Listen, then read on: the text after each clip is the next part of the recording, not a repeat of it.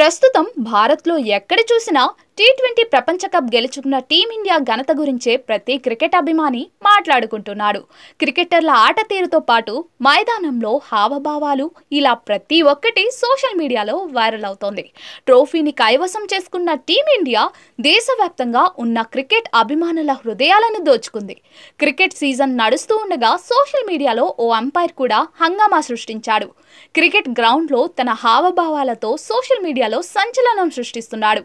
దీంతో ఈ అంపైర్ని నిజంగా అంపైర్ అని పిలవాలో లేదా డాన్సర్ అని పిలవాలో నిర్ణయించడం కష్టంగా మారిందంటూ సెటైర్లు వేస్తున్నారు. ఏదైనా క్రికెట్ మ్యాచ్ జరిగితే జట్టు ఆటగాళ్లే కాకుండా మైదానంలో ఒక అంపైర్ కూడా ఉంటారనే సంగతి తెలిసిందే.